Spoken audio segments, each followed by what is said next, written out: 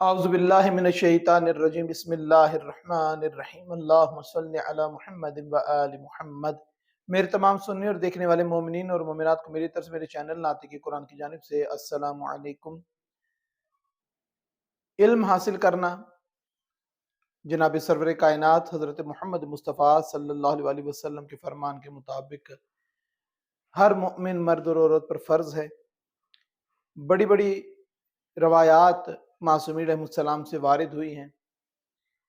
جناب امیر المومنین علی ابن ابی طالب علیہ السلام سے مختلف افراد نے آ کے سوال کیا کہ مولا علم افضل ہے کہ مال افضل ہے؟ ایک ہی سوال تھا، مولا نے ہر فرد کو الگ الگ جواب دے کر ثابت کیا کہ علم کی فضیلت کتنی ہے کہ تم لوگ پوچھتے رہو علی سے، علی قیامت تک بتاتا رہے گا کہ علم افضل ہے اور کیوں افضل ہے۔ ہر ایک بندے کو علم کی ایک نئی فضیلت جناب امیر المومنین علی ابن ابی طالب علیہ السلام سے معلوم ہوئی۔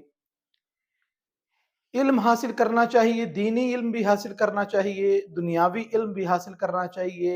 معصومین علیہ السلام فرماتے ہیں کہ نئے دور کے تقاضوں کے مطابق اپنی اولاد کو علم حاصل کروانا یہ ضروری ہے۔ ڈاکٹر بنتا ہے کوئی شخص، کوئی عالم دین بنتا ہے، کوئی پی ایچ ڈی ڈاکٹریٹ میں کرتا ہے، کوئی پی ایچ ڈی اسلام میں کرتا ہے۔ اب ہر ایک علم حاصل کرنے کا کہ کون سا علم حاصل کرنا بہتر ہے، کون سا علم حاصل کرنے کا فائدہ نہیں ہے، کہ کون سا پہلی ترجیح ہے کہ کیا جائے، یہ مومن کی نیت پہ ڈیپینڈ کرتا ہے کہ اگر اس نے علم دین حاصل کیا ہے تو کس نیت سے کیا ہے، اگر اس نے دنیاوی علم حاصل کیا ہے تو کس نیت سے کیا ہے۔ اگر علم دین حاصل کرنے والے انسان کی نیت یہ ہے کہ میں علم دین حاصل کر لوں، ایک مقام حاصل کر لوں، تو پھر میں اس کو اپنا ذریعہ معاش بناؤں گا، لوگوں سے پیسے مانگا کروں گا، بہترین تقاریر یاد کر لوں گا اور اس کے ذریعے، اس دین اسلام کے ذریعے زیادہ سے زیادہ میں کماؤں گا، زیادہ سے زیادہ دولت حاصل کروں گا۔ اور اگر کوئی دنیاوی علم حاصل کر کے کوئی شخص ڈاکٹر بنتا ہے، کوئی اور شعبہ اختیار کرتا ہے اور نیت اس کی یہ ہے کہ مثلا وہ ڈاکٹر ہے، اس کی نیت یہ ہے کہ پروردگارہ میں ڈاکٹر بن گیا، پر میں کامیاب ڈاکٹر بن گیا تو پروردگارہ میں مریضوں کا مفت علاج کروں گا، میں مومنین کے ساتھ خصوصی رعایت کروں گا۔ تو یاد رکھیں کہ یہاں پر اس دینی تعلیم سے زیادہ افضل یہ تعلیم ہو جائے گی۔ کیوں؟ کیونکہ اس کے اندر نیت کا عمل دخل موجود ہے کہ دینی تعلیم کس نیت سے حاصل کی ہے اور دنیاوی تعلیم کس نیت سے حاصل کی ہے۔ کون سا علم انسان کو فائدہ دے سکتا ہے، کون سا علم انسان کے لیے فائدہ مند ہے، کون سا وہ علم ہے جسے علم کہا جا سکتا ہے، تو یہ ہمیں بتایا مولا حضرت امام جعفر الصادق علیہ السلام نے کہ مولا فرماتے ہیں کہ میں نے تمام انسانوں کے علم کو 4 حصوں میں تقسیم کیا ہے کہ اگر ان 4 چیزوں کو فائدہ پہنچے انسان کے علم سے تو وہ علم فائدہ مند ہے، وہ علم کہلانے کے لائق ہے۔ مولا فرماتے ہیں پہلا فائدہ علم حاصل کرنے والے کو کیا ہونا چاہیے کہ علم حاصل کرنے والے کو جو اس نے علم حاصل کیا ہے اس کا علم مددگار ثابت ہو معرفت خدا میں، کہ انسان اپنے اس علم کے ذریعے اللہ کی معرفت حاصل کرے کہ خدا کیا ہے، خدا کون ہے، خدا کی عظمت کیا ہے، وہ احد ہے تو کیسا ہے، وہ یکتا ہے تو کیسا ہے، وہ کب سے ہے کب تک رہے گا، اس کے کمالات کیا ہیں، اس کی صفات کیا ہیں، اس تمام معاملات جو ذات باری تعالیٰ سے مخصوص ہیں۔ اگر علم वहां तक पहुंचाता है, रसाई करता है, खुदा की वहदानियत उजागर करता है, तो तेरा इल्म इल्म है, तेरा इल्म फायदेमंद है। और अगर तुझे मार्फत परवरदिगार में तेरा इल्म मावन और मददगार साबित नहीं होता, तो याद रख तेरा इल्म जो है वो किसी काम का नहीं है, वो इस काबिल भी नहीं कि उसे इल्म कहा जाए।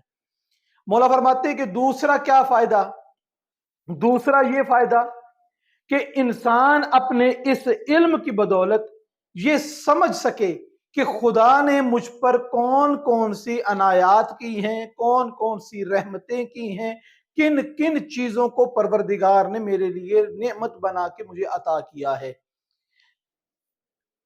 आंखें अता की हैं, कान अता किए हैं, अज़ाओ जवारे अता की हैं। खुद मासूम अलैहिस्सलाम के ये रवायतों में मिलता है कि ये कायनात परवरदिगार की छोटी निशानी है और ये इंसान का जिस्म परवरदिगार की बड़ी निशानी है।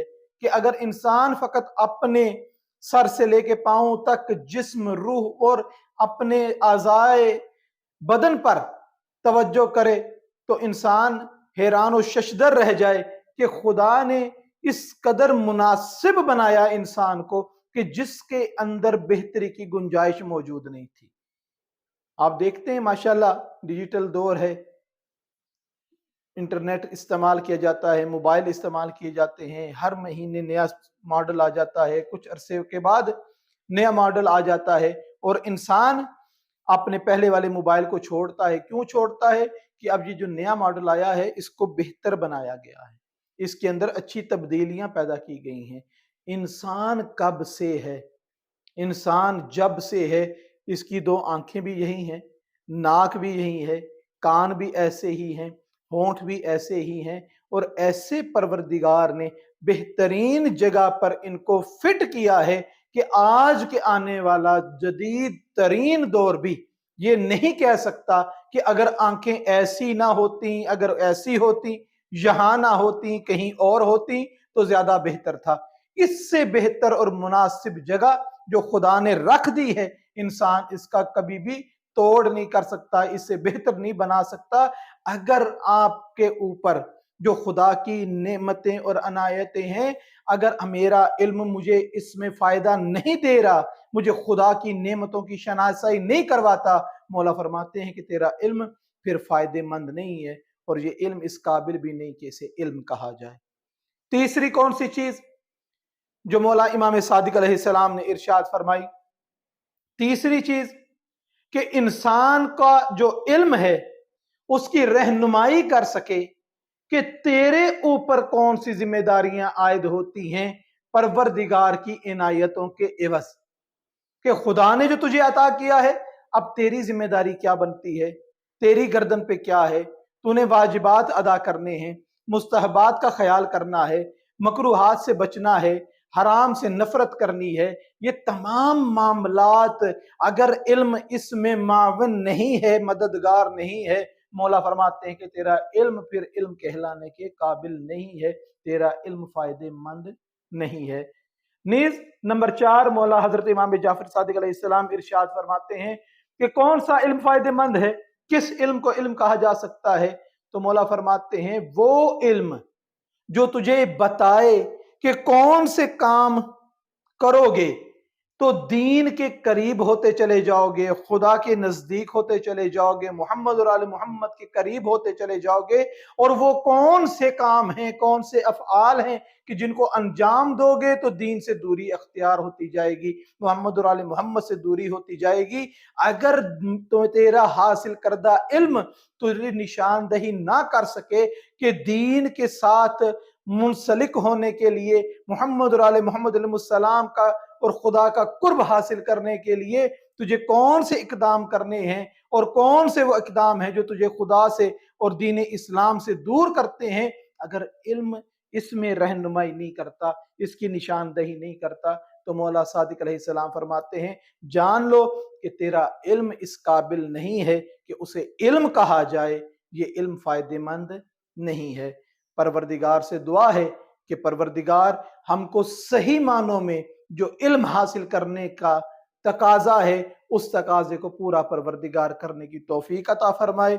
हम सबको پروردگار صحیح معنوں میں سیرت محمد اور آل محمد علیہ السلام کو پڑھنے، سمجھنے اور اس پر عمل کرنے کی توفیق عطا فرمائے۔